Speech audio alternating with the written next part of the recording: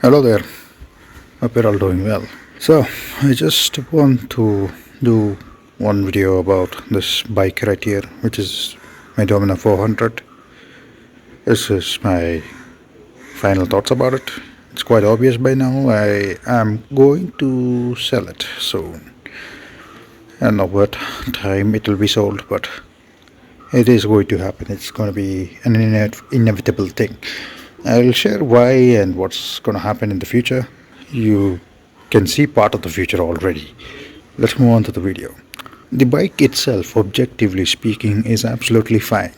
It has the power, it has the capabilities, it has the hardware to do things it's supposed to do. In that regard, it's absolutely fine and dandy. But this is more of a personal taste, personal preference thing. Despite it having the numbers, the hardware, it does not satisfy me. I'll try to explain it as much as I can, but it's very difficult for me to explain why and how things are, how they are. Let's start with the engine itself. So the engine is a 390 engine, or 373.2 cc engine if you're very specific about it. It has 40 horsepower, 35 newton meters of torque, and the way this power is delivered, I think it's trying to be a linear power source. It's trying to deliver the power linearly, but the thing is, down low at like 1000, 2000 RPM plus, there's absolutely nothing. You have to wring the thing out to get something out of it. So, like how R6s are, you have to be. I mean, I've never ridden an R6, but based on what other people are saying, you have to actually wring the thing out to actually extract anything out of it. So what happens is, during the mid-range, so like 5000 plus 6000 plus RPM, this thing pulls quite a lot. It has quite a decent pull. And once you reach the higher RPMs, so near the red line, it starts to die off. And at that point it becomes very uncomfortable because of the overall bike vibrations. Now I say vibrations, it's not like the older ones where the whole bike vibrates, but due to the sound from this engine and the exhaust, it's high, very high frequency vibrations, so you tend to get tired very, very quickly. And so I don't push the bike as much. And even if I did, the way this thing vibrates with the high frequency vibration, you feel like this thing is about to fall off into pieces.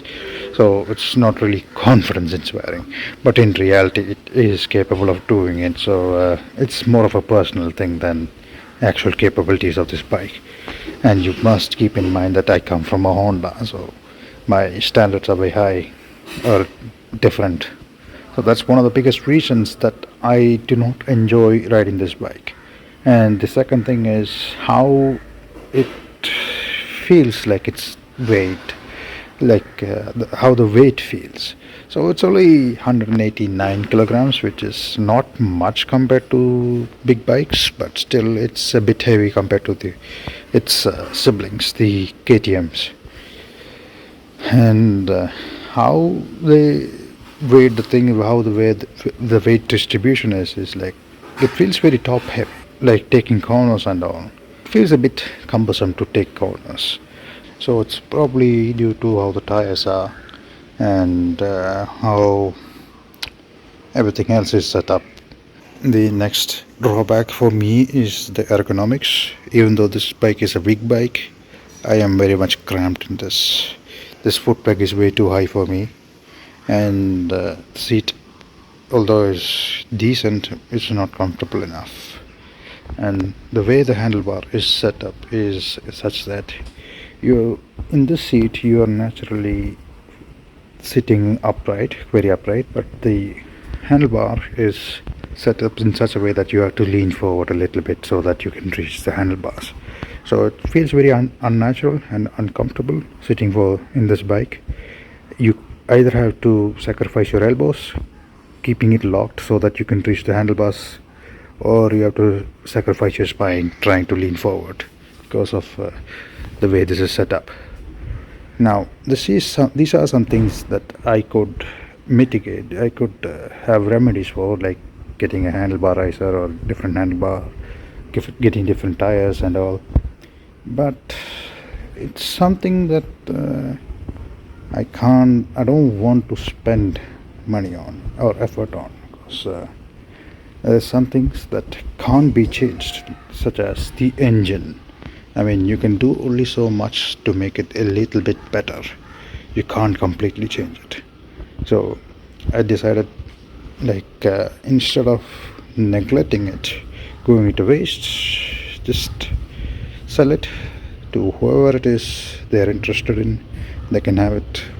I mean, their taste is most probably much different than mine, so it's not in any way a bad motorcycle.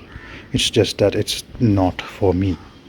Because of how the thing is designed and how it feels and all, one of my biggest issues were tackling the cities, because I have commutes and I take a lot of shortcuts, because taking the main road is way too much energy consumption, fuel consuming, time consuming, and all the bad qualities. So I take a lot of shortcuts. This, being a big bike, is not really suited for that. So it's better off in the highways. So how is it in the highways? Well, because the how the engine is and how the ergonomics are, I do not feel comfortable in that either. I have solutions for those kind of things. Part one of that solution is this. This is my 450X, which is absolutely wonderful vehicle. That's one part of a first world problem, and the second part is coming sometime soon. Well, it's in order, by the way, so it will arrive. It's just the question of when. As for what it is, I'm not going to reveal it now.